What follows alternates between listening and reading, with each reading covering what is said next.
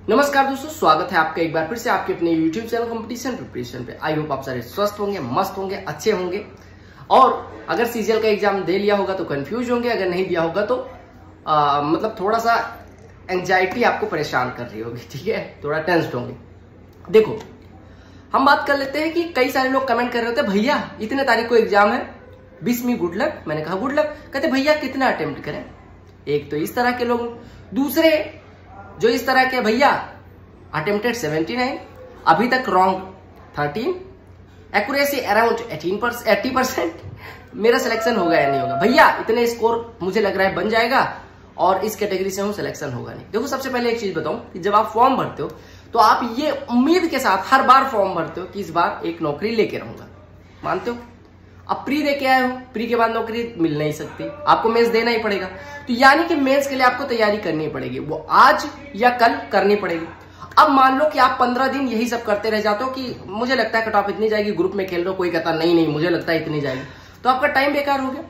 उस लड़के से आप यहां भी पिछड़ रहे हो जिसका क्लियर कट है कि 170-80 ले आऊंगा प्री में, मेंस में 330-340 लाना उसके लिए आसान है, या वो ऑलरेडी जॉब में, उसके पास इतनी टेंशन नहीं है, ठीक है। यानी पीयर प्रेशर आप पे है जितना, उतना उस पे नहीं है, तो आप उससे पिछड़ जा रहे हो।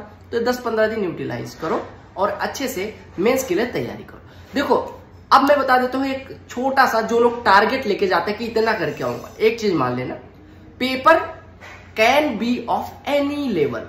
आपको नहीं पता कि 110 उस शिफ्ट में करो और नॉर्मलाइजेशन में 30 नंबर बढ़ जाए, बस आपको अपना बेस्ट देना है। जो चीजें पढ़ी, अगर आपका एग्जाम आने वाले टाइम में है, जो 2-4 दिन 5 दिन जो बचा हुआ है, तो रिवाइज करना है। जो चीजें पढ़ी है उतनी ही, कुछ नई चीज नहीं पढ़नी है। मैथमेटिक्स में previous year, reasoning previous year, English previous year ही आना है, जो पढ़ा वही रिवाइज करना है। जीके में आपने बहुत पढ़ लिया तो भी हो सकता है ना कर पाओ, और हो सकता है बहुत कम पढ़ा हो तो भी आप कर ले जाओ, ठीक है। वो आपके लक पे भी डिपेंड करता है और आपने क्या चीजें कितनी बार रिवाइज करी इस पे भी डिपेंड करता है।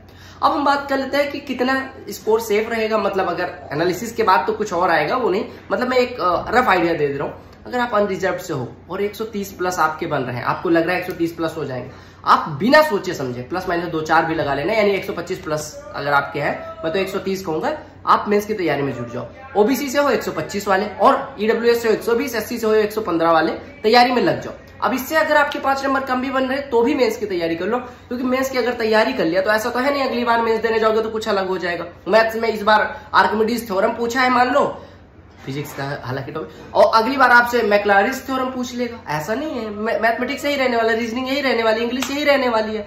और सबसे इंपॉर्टेंट चीज, अगर आप कंफ्यूज हो तो इस टाइम में सबसे ज्यादा जरूरी है कंप्यूटर पढ़ना, क्योंकि I have seen many aspirants who have scored very good marks out of 390 but didn't score much score as SSC required for computer exam.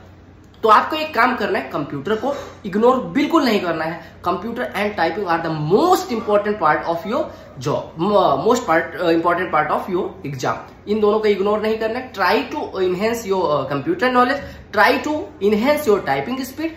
दो SSC CGL requires only 26-27 word per minute, but typing speed आपकी अच्छी होनी चाहिए, तो उसकी practice कर सकते हो, ठीक है।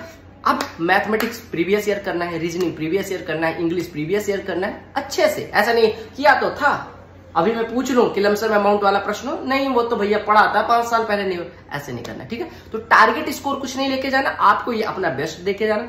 एग्जाम जिनका नहीं हुआ और जो दे आए हैं 130 प्लस अनरिजर्व सेफ मान के मेंस की तैयारी करो। नहीं होता अगली बार के लिए मेंस के लिए आप तैयार हो गए, ठीक है।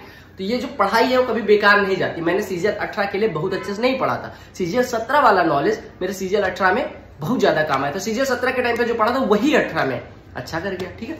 19 में मैंने कुछ नहीं पढ़ा, वही वाला नॉलेज। तो आप जो पढ़ लेते हो रिवीजन करते रहो, दैट्स इट, ठीक है। बाकी मुझे जुकाम है, इस वजह से कुछ क्लासेस नहीं रिकॉर्ड कर पा रहा हूँ, ठीक है। आवाज बहुत गंदी आ रही है, और मिलते हैं अगले वीडियो में, तब तक के लिए bye bye, take care, love you. और सिलेक्शन पोस्ट फेज 11 के जो मैथ्स के सोल्यूशन करवाए स्टार बेस 2.0, ये जरूर देखें, क्योंकि इसमें कुछ अच्छे प्रश्न आपको मिल जाएंगे, ठीक है, जो कि एसएससी ही करवाती है।